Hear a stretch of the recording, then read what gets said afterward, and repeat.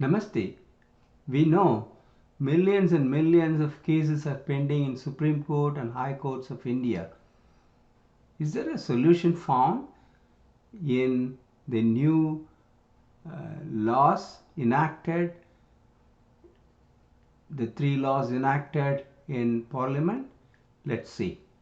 Criminal cases, just we are talking about criminal cases, and I found uh, most of the cases have no hope of getting resolved in the near future. So is the Indian Criminal Code change with the new three code changes, the new rules or laws came into existence from 1st July 2024. Is there a scope for courts to just say old cases we don't want, we want to start everything new? This gives hope for cases to be abandon all the cases and then everything starts afresh with this new codes that the government has enacted. This is in public interest because the courts will become efficient. I'm just looking at from the legal angle how to argue. I mean, is it real? What I'm talking is whether the courts have to do, or is it already there is a fallacy, or there is a legal problem in accepting the newer rules without doing something with the old cases under the old system. Let's see. Now it is exciting for you. I mean, everybody. I found a solution. It's not me, it's founding fathers were having the legal sorted out in arguing and getting resolutions. Let's do that in that manner. So I just go through this. On July 1st, 2024, in India, criminal justice system changed. Now, what do we call it? Bharatiya Nyaya Sanhita 2023 replaced the Indian Penal Code 1860. The Bharatiya Sakshya Adhiniyam 2023 replaces the Indian Evidences Act 1872. And 3. The Bharatiya Nagarik Suraksha Sanhita 2023 has been implemented in place of the Code of Criminal Procedure 1882. What are the winnable? What are the totally new law came into replace old laws? All criminal cases pending at 11:59.59 p.m. on 36/2024, midnight before the new laws came into force. There are so many points that say they should be considered withdrawn. The old cases should be considered withdrawn. And for the old cases, if the parties want, they can register a new case. And how it has to be considered, what will happen to the evidences, what about the arguments, that is a different cup of tea that we will discuss later. Just we are considering the how the old cases should be taken as withdrawn. A lot of points I found affirming whatever I said.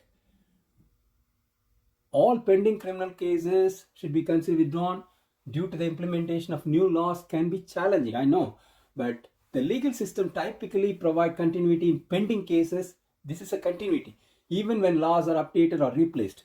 But the problem here I face, they are not updated or replaced as per the Home Minister's statement and the notes in the enactment of the bills. I mean, bill passed, when the bills were passed, it was mentioning that it's entirely new laws. That's where that's one of the grounds on which there are winnable arguments, I think, if the courts agree with it, about entirely taking off all the cases before that date in criminal. I mean, I don't say everybody should be set free or something, but there are other mechanisms. If there are cases pending, they can be re-registered, or that should be left to the courts. But as on date, all the cases pending cases, as per so many points I mentioned, there are different points, I mean, against them also. Let's consider the continuity is correct, but why the laws already mentioned it's as a new law or something, and so many provisions are there. Argument, the replacement of Indian Penal Code, Indian Evidence Act, Code of Criminal Procedure newly represent a significant legal discontinuity. There is no continuity, it's a legal discontinuity. The new laws reflect an entirely new legal philosophy and framework incompatible with the principles under which the old cases were prosecuted.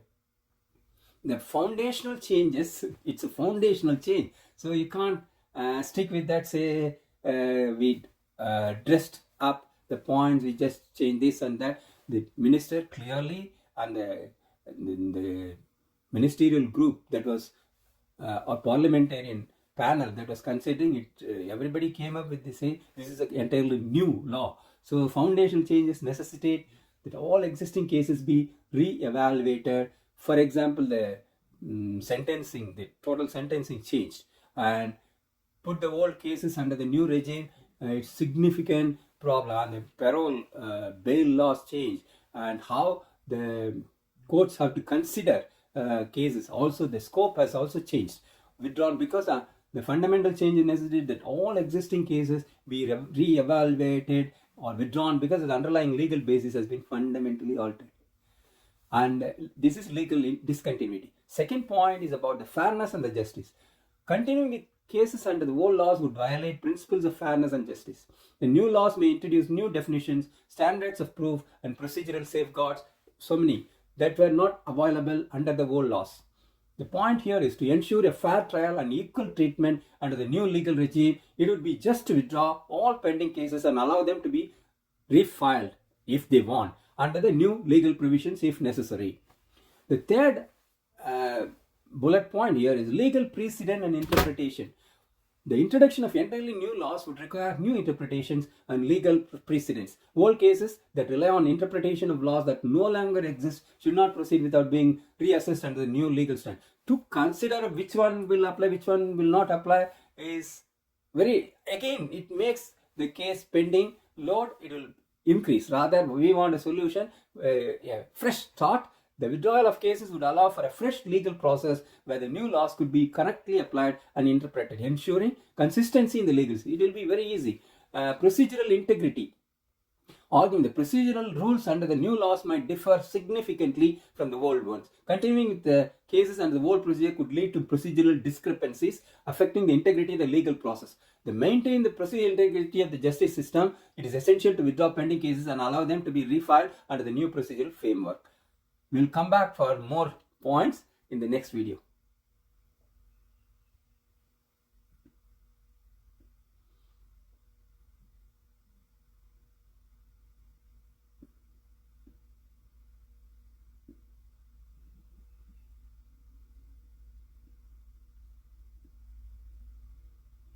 We are considering the fifth point, that is legal intent, that is legislative intent for the law changes. Or if the legislative intent behind the new laws was to completely overhaul the criminal justice system, it could be argued that the legislative intended for a fresh start unencumbered by the baggage of old cases. That's what the intent was shown. British era laws, they want to scrap and bring in a new legislation. And that's what we come to. The intent was also clearly not for continuing the old cases, because it can be refiled, but considering continuing with the old cases under the new regime or old regime, whatever it is, it's very difficult and it will pile up more cases than what we have. So that is not the intent. So emphasizing the legislative intent behind the complete replacement of the old laws could support the argument. This argument is about all pending cases should be considered withdrawn.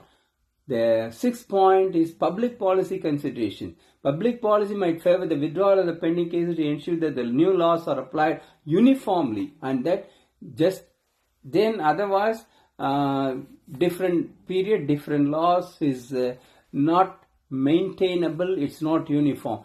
Justice is not compromised by relying on outdated legal framework. So that will happen if the old laws are continued. Some judgment, some arguments will be based on the old framework. So we don't want anything. Nobody need to quote the old laws, new law, fresh apply, fresh. Arguing that public interest would be better served by restoring the legal process under the new laws. It is persuasive. I think this argument I put forth is very persuasive. Transitional provisions.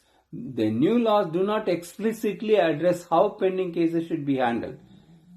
This could be legislature intended a break from the past, requiring the withdrawal of the old cases. So it's not clear. Even if it is clear, their intention is not to dress over certain things. They want it has to be very clearly handled, the cases.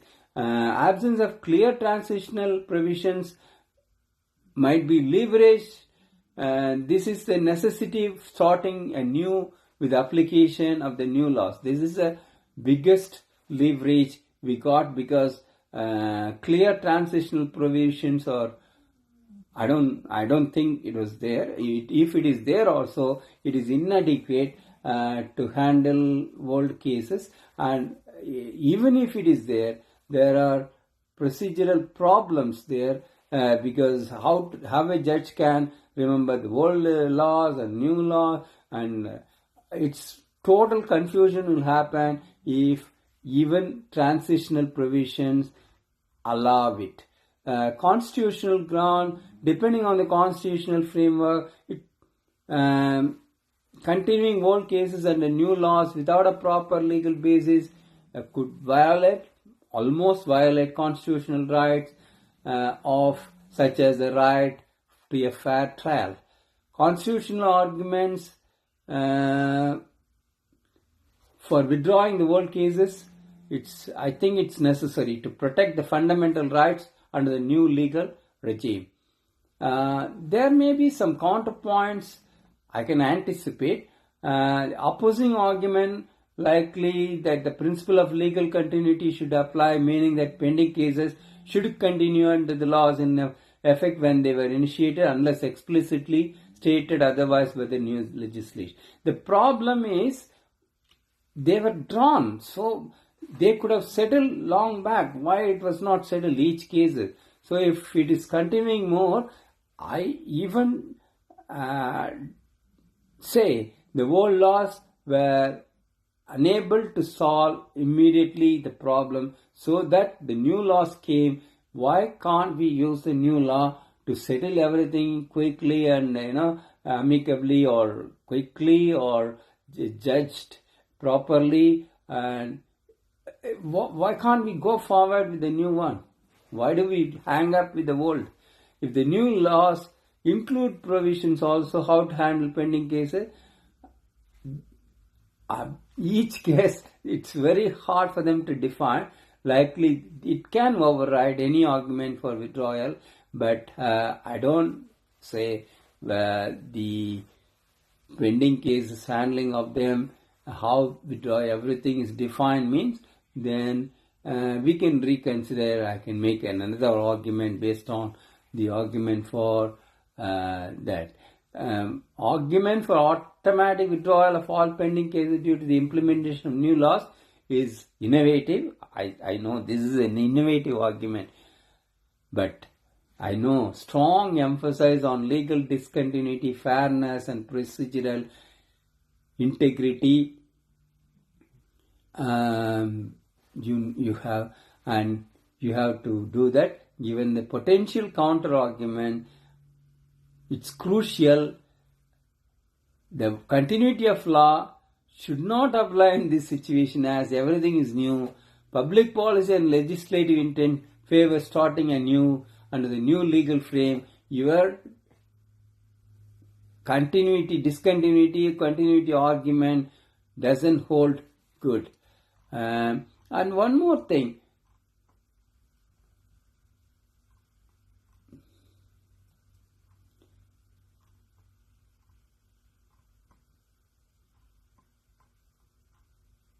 So very clearly the new law and not revision of previous law replacing old law. So the objects themselves indicate the new law.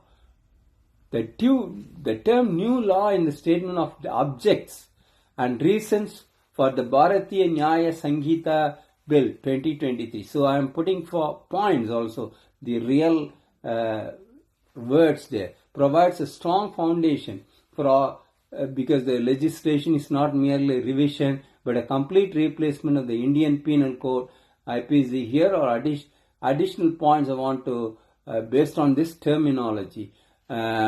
Explicit use of the term new law in the statement of objects and reasons indicate the legislative clear intent to create a fresh legal framework rather than simply amending or revising the existing law.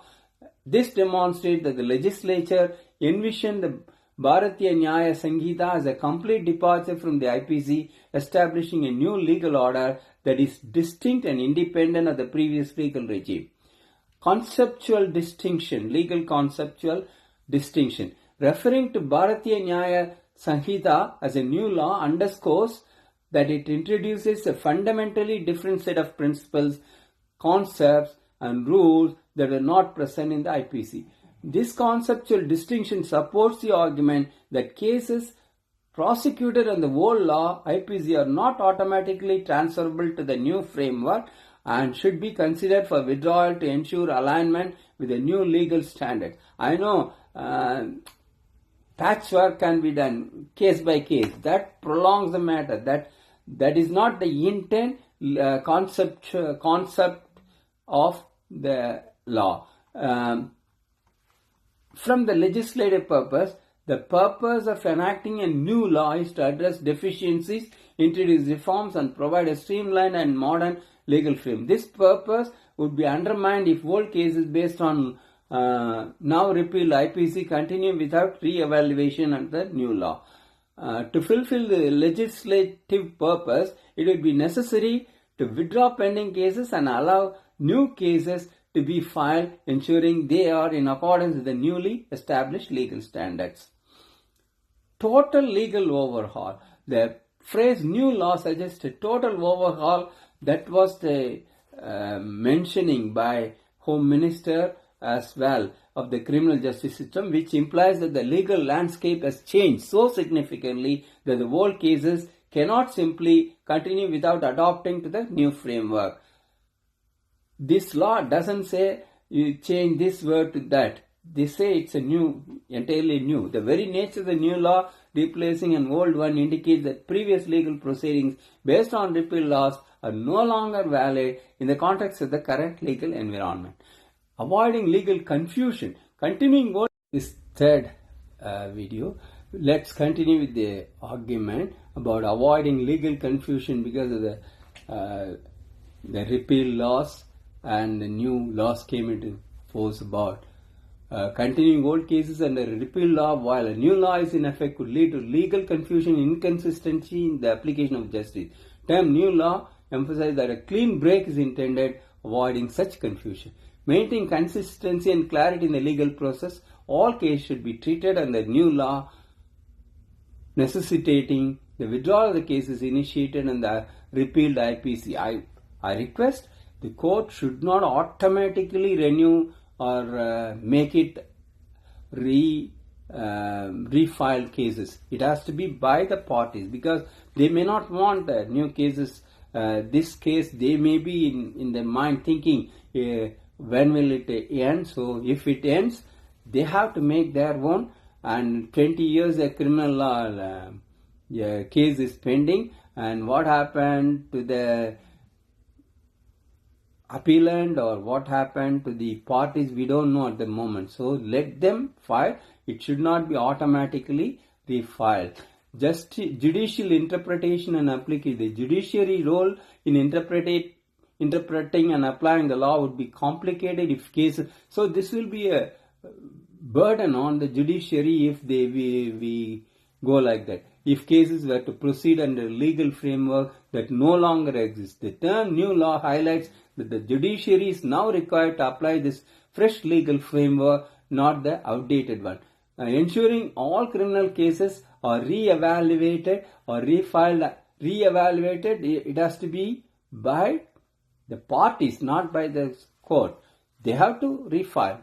That's it. Full stop. And the Bharatiya Nyaya Sanhita would align judicial processes with the legislative intent of creating a new and streamlined legal system.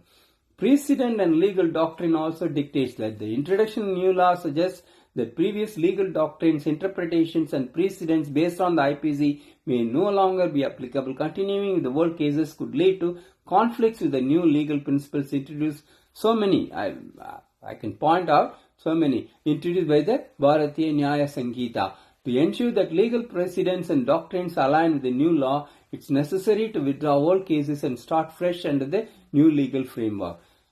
So in conclusion about the new law point, the use of the term new law in the statement of objects and reasons of the Bharatiya Nyaya Sanhita Bill 2023 provides a compelling basis for arguing that all criminal cases pending as of 30th June 2024 should be considered withdrawn. This term reflects the legislature's intention to introduce a completely new legal framework distinct from the IPC and supports the idea that a fresh start is required for all legal proceedings to align with the new legal standard.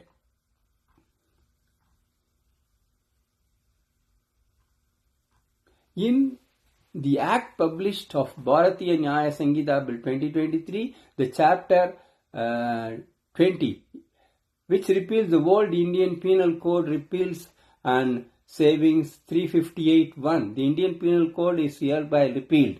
2. Notwithstanding the repeal of the code referred to in Section 1, it shall not affect a. the previous operation of the code, so repealed on or anything duly done or suffered thereunder, or any b. any right, privilege, obligation or liability required, accrued or incurred under the code, so repealed, or c. any penalty or punishment incurred in respect of any offences committed against the code to be so repealed, or d. any investigation or remedy in respect of any such penalty or punishment, or e. any proceeding, investigation or remedy in respect of any such penalty or punishment as aforesaid, and any such proceeding or remedy may be instituted, continued or enforced, and any such penalty may be imposed as if that code had not been repealed.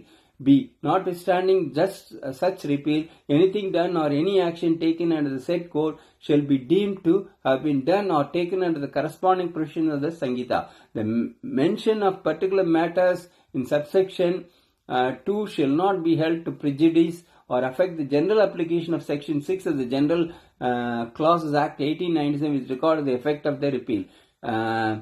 So, from this also, many inconsistencies are there. So, the repeal of Bharatiya Nyaya Sanhita clause chapter 20 outline the continuity of legal proceedings, rights, liability, penalties and other related matters in the old Indian Penal Code despite its repeal. I agree on that, but explicit language of this clause arguing that all criminal cases pending as of 30th 2024 should be considered withdrawn is complex. I know, but however there are very valid arguments are there. This particular clause is questionable, or it is very difficult for implementation. Notwithstanding, so I just in trying to understand the interpretation of notwithstanding. While subsection 2 begins with the notwithstanding the repeal, it's important to argue that my argument is the phrase primarily aims to protect rights and liability already settled under the IPC, not necessarily to perpetuate ongoing criminal cases. The primary intent of the savings clause might be viewed as preserving rights, obligations and penalties already finalized or substantially in progress, not necessarily mandating the continuation of all pending cases under an outdated legal work. So my question is, in this way, saving clause, if it gives more right to the accused or to the investigators or the legal government legal departments. We don't know. That's why to go and judge on each case based on this is very, very time consuming. So better we just file a new case. It's easier. The rights of somebody, okay, today if they already spend some portion of their maximum punishment, this new law says they should be sent on bail or something.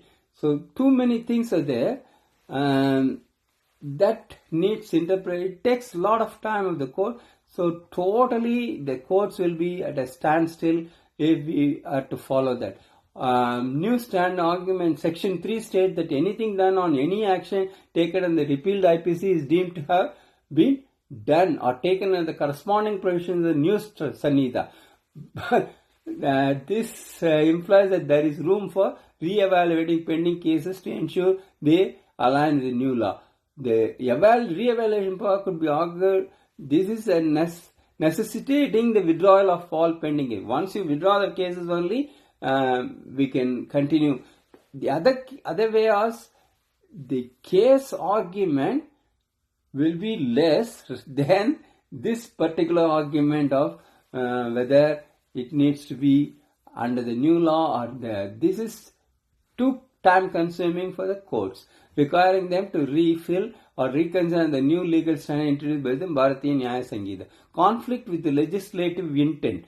Repeal and savings clause, it stands out as totally against the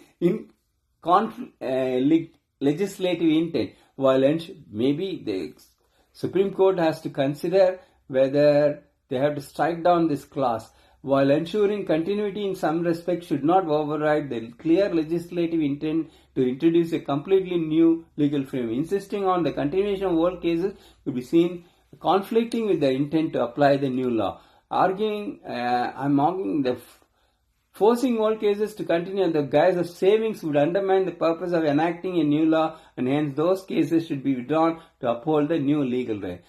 Selective interpretation of continuity is a very problematic thing. The saving clause is selective in its application. It addresses penalties or investigation remedies but does not explicitly mandate the continuation of all pending cases. So if it is done like that, it's easy, it's equal, but it's not. The ambiguity could be interpreted in favor of allowing for the withdrawal. It's not even allowing. All the cases should be treated as withdrawn. The argument can be made that where the law is silent or ambiguous, the court should favor on interpretation that aligns the fresh start intended by the new law, which would involve withdrawing pending cases by So in the last video, this is the fourth one. I think we'll finish with this. The last point we were discussing was selective interpretation of continuities and not holding good. The procedural integrity, subsection 3 allows actions under the old IPC to be deemed as done under the new Sanhita. However, for procedural integrity and justice, it cannot be done. Practically, it cannot be done.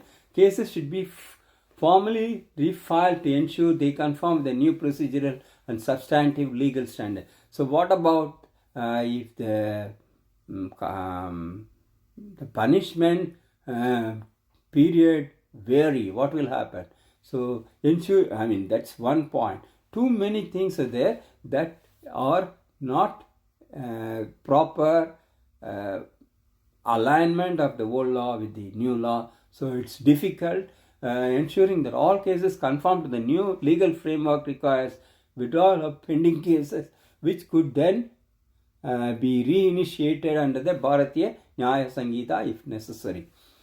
General Clauses Act. Argument subsection 4 references the General Clauses Act 1897, which generally preserves rights, obligations and penalties from repeal laws. However, it does not necessarily prevent the withdrawal of pending cases, especially where a new legal framework has been established.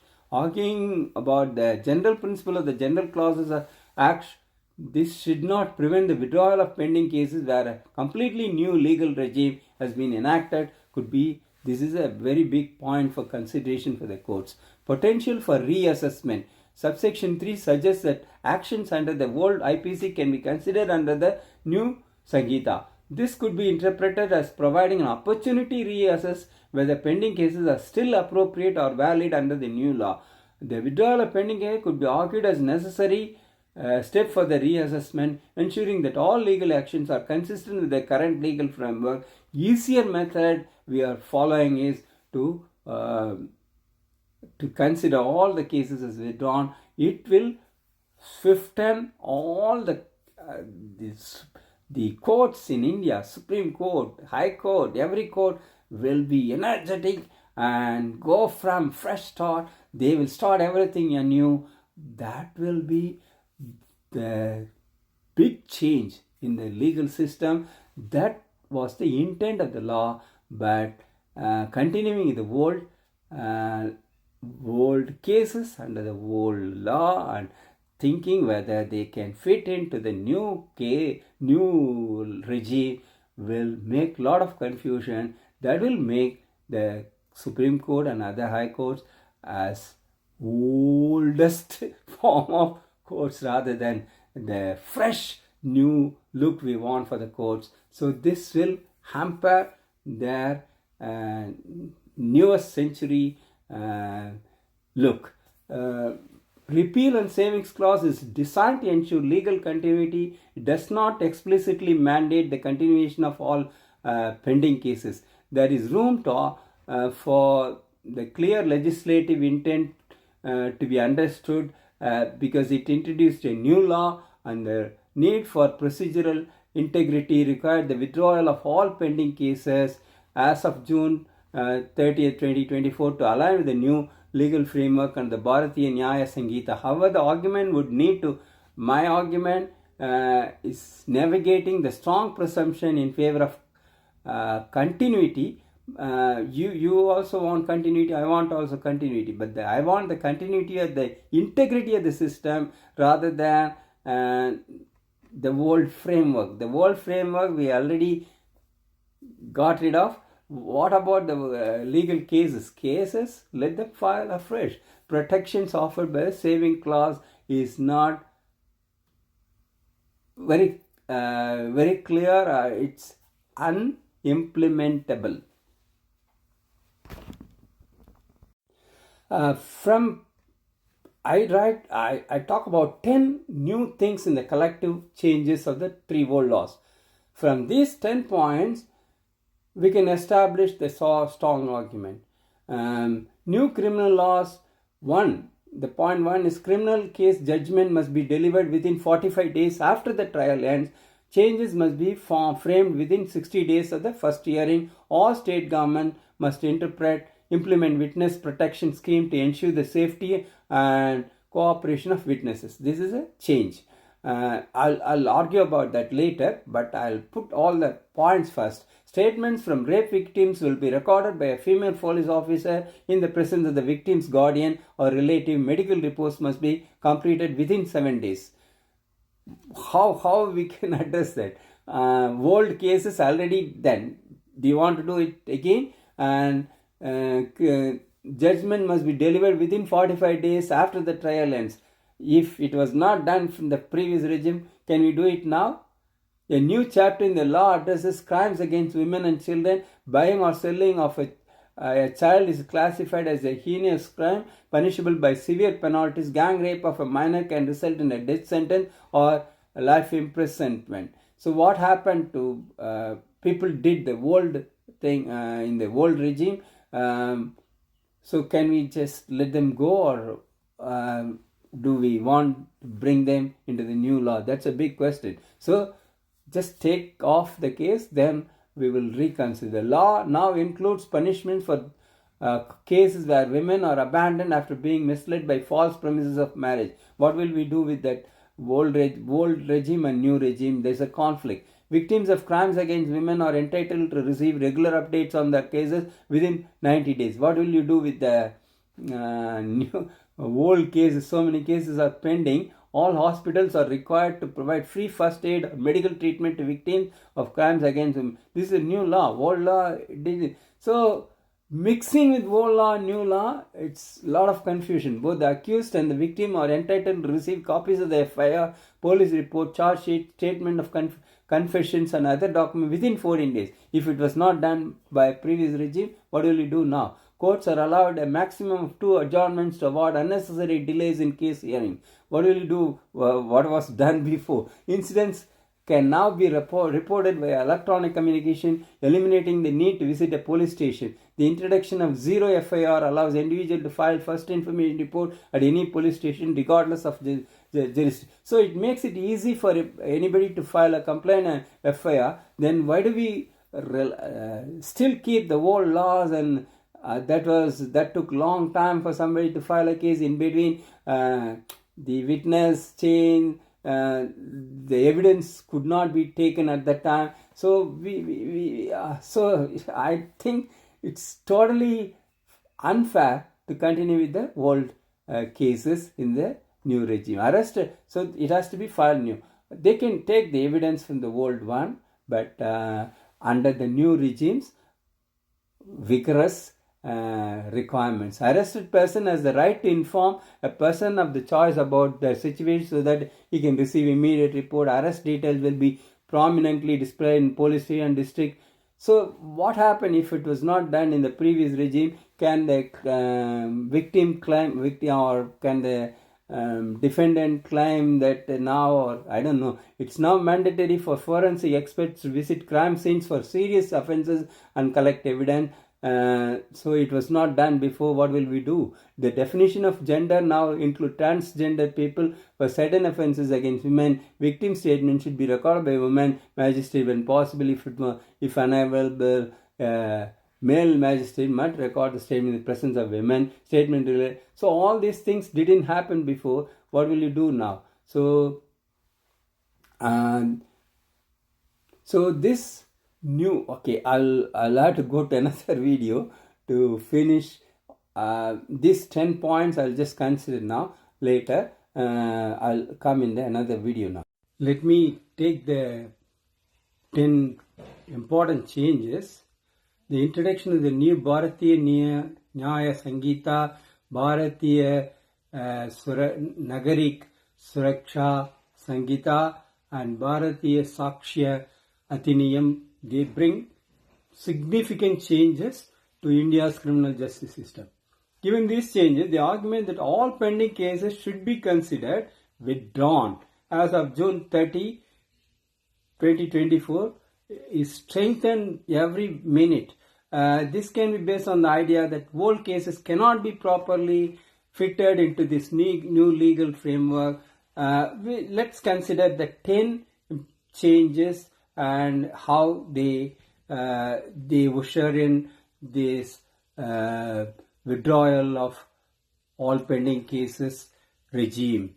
Timelines for judgments and witness protection. This is one point. The requirement for judgment to be delivered within 45 days after the trial ends and charges to be framed within 60 days introduces a strict timeline, and that did not exist under the old laws. This fundamental change in the procedural timeline could make it impossible to fairly continue cases that were initiated under a different set of expectations. So the expectation, the procedure, everything changed. The old cases may have been conducted under less stringent timelines, and retroactively applying these new requirements could be prejudicial to both the prosecution as well as the defense. Such cases should be dropped and refiled under the new, if required, if both parties want, under the new framework to ensure fairness and compliance with the new law. Procedural safeguards for rape victims. The new law mandates the statements from rape victims be recorded by a female police officer in the presence of the victim's guardian or relative, with medical reports completed within 7 days. These specific procedural safeguards are not part of the old legal system. Old cases where these protections are not provided would now be incompatible with the new law standards. Continuing them without these procedural safeguards would be unjust, warranting their withdrawal and potential refiling under the new procedures, or even the old cases could be dismissed.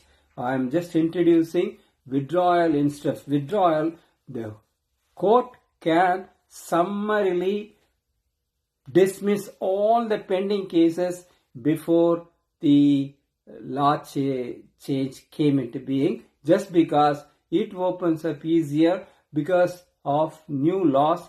The Supreme Court has the power to dismiss all the cases pending before 1st July. So and with a concession for them to refile if they want, and it can lay down the procedures for them to refile. Severe penalty. Okay, we are going for third one. Severe penalties for crimes against women and children. The new laws introduce severe penalties for crimes such as buying or selling of children and gang rape of minors, with punishments including the death penalty or life imprisonment. It was not there in the previous regime. These are significantly different from the previous legal framework. Cases that were prosecuted under the old laws with different penalty structures may not align with the new, more severe punishment. To ensure that the cases are handled fairly and in accordance with the new penalties, if the prosecution if so willing they want, then they should be withdrawn and reconsidered under the new legal regime. Protection for women misled by false promises of marriage. The new law specifically addresses the abandonment of women misled by false promises of marriage, a provision that may not have been adequately covered in the old laws. Cases involving this issue that were initiated in the old laws may not have been framed with the new provision in mind, potentially leading to inconsistent or unfairly outcomes. These cases should be withdrawn and refiled to ensure they are adjudicated under the new relevant provision. The fifth one is regular updates and free medical aid for victims. The new laws require that victims of crimes against women receive regular updates on their cases and that hospitals provide free first aid or medical treatment. These provisions are not uniformly enforced under the old laws. All cases where victims are not provided these updates or medical aid could be considered unfairly treated under the new standards. To rectify this, such cases should be withdrawn and refiled. Maybe, if they want, it can be refiled, ensuring that victims receive the protection and services now mandated by law. The court can even dismiss all those cases, so that giving leave of appeal for them to file as a new case connected to the old case for the references. Transparency and limitations on adjournment. The new laws require that both the accused and the victim receive key documents within 14 days and limit the court to a maximum of 2 adjournments. This is the prime change. So where the cases are going on for many years, now how can you fit them into the new regime? Do you want to say from this time onward to the adjournment? No. I think it has to be totally dismissed, and new. If they want, they can file a new case. These procedural changes are designed to speed up the justice process and ensure transparency. Cases initiated under the old laws where these timelines and limited did not apply may face procedural challenges if continued under the new law. To avoid this issue and ensure fairness, these cases should be dismissed or allowed to be withdrawn, or this court say they are considered as withdrawn and refiled in case they want in compliance with the new procedural rules. Introduction of zero FIR and electronic reporting. The ability to file complaints via electronic communication and the introduction of zero FIR, allowing FIRs to be filed at any police station, significantly alter how cases are initiated and processed. Cases that were initiated in the old system, which require physical reporting and strict jurisdictional rules, may not be compatible with the new process. It's a lot of confusion if you allow those cases to continue. I beg humbly, very humbly, to the Supreme Court, to just dismiss all the cases as incompatible with the new laws so that they can refile the cases. Those cases should be at least withdrawn. Summarily, they are considered withdrawn to align with the new core and more flexible reporting mechanism. Right to the arrested person. This is also a big problem there. The new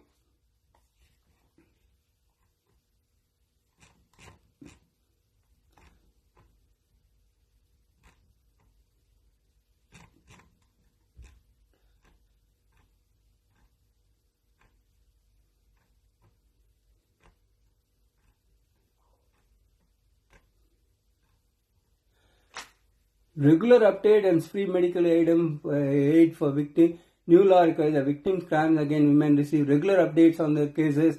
Their hospitals provide free first aid or medical treatment. These provisions are not uniformly enforced under the old laws. Old laws where the victims were not provided these cases of medical could be considered unfairly treated, so it has to be refiled in case they want. Transparency and limitations on adjournments. That also we already considered within 16. Introduction of zero FIR electronics, ability to file complaint by electronic communication, the introduction of zero FIR, allowing FIRs to be filed at any police station, significantly alter how cases are initiated and processed. Cases that were initiated in the old system, which require physical reporting and strict jurisdictional rules, may not be compatible. They have to be considered as withdrawn. Rights to the arrested person. The new laws grant arrested person the right to inform a person of their choice about their situation and mandate that arrest details be prominently displayed. These rights are critical for ensuring immediate support and transparency. If these rights were not upheld in cases initiated under the old laws, how can those cases be continued?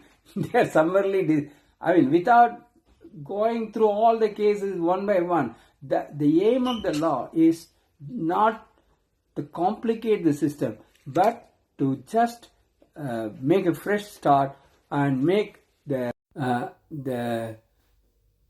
mandatory forensic evidence collection. That new law change also.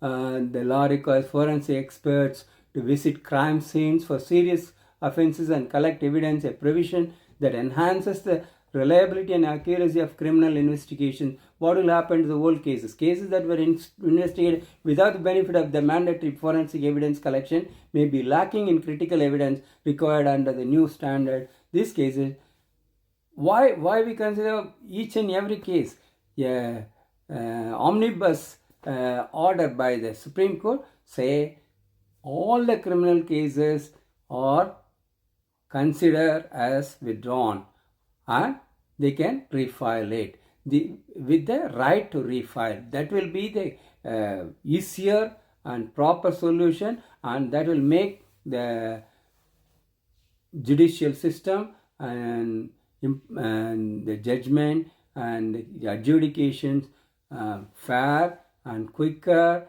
and swifter. These cases should be withdrawn. The last one, inclusion of transgender people and special procedures for women. The new laws expand the definition of gender to include transgender people and require special procedures for recording statements in cases involving women, particularly in rape cases. Cases that were initiated under the old laws may not have followed these inclusive and sensitive procedures.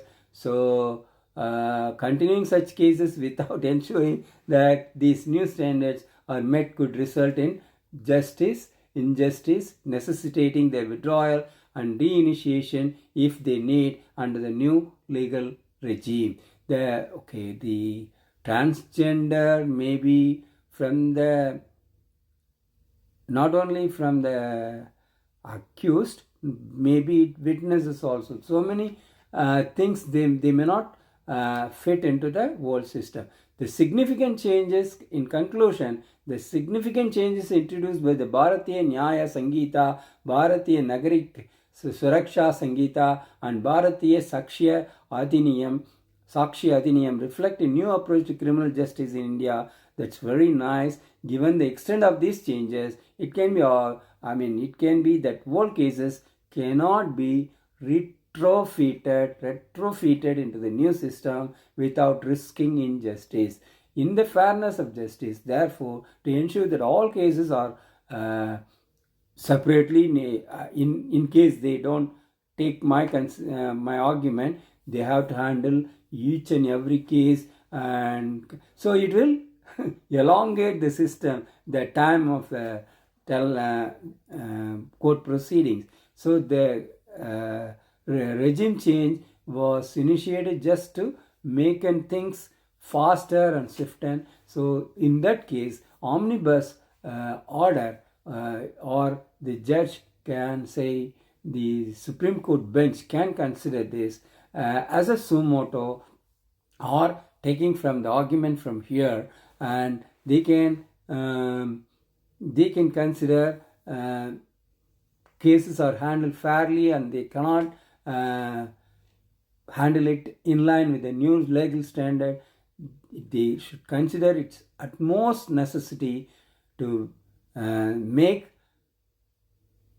automatically all the cases, pending cases, as on June 30th, 2024 at 11:59 and minute and 59 seconds, it has to be allowed to be, it has to be taken as withdrawn from that day, and if the parties want, they can be refiled under the new laws.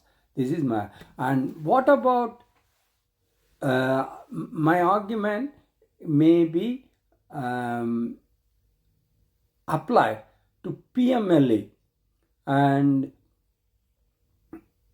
Anti-Terrorism Act. All those laws also, they rely on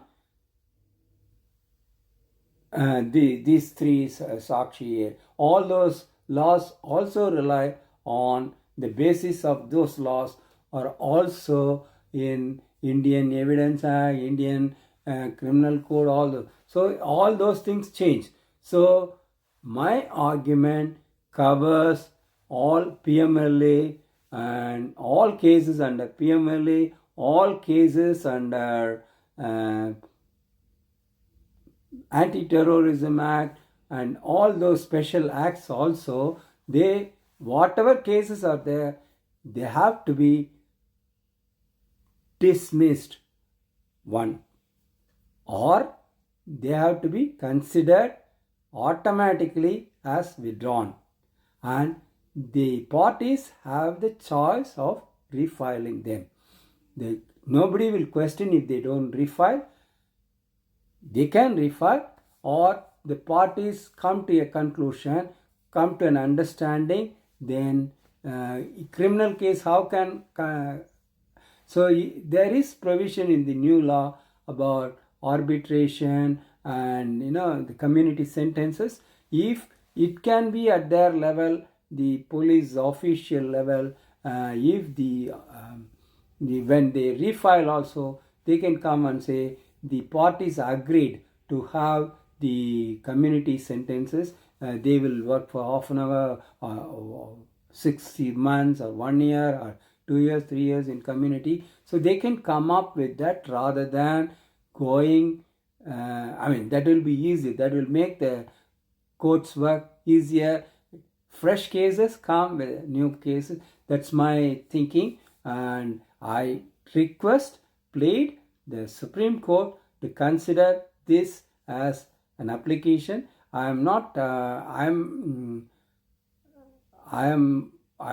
originally from India. I am residing in a foreign country, but I am a citizen of another country, but I got a overseas citizen passports. So if at all this can be relied on, I don't know about that.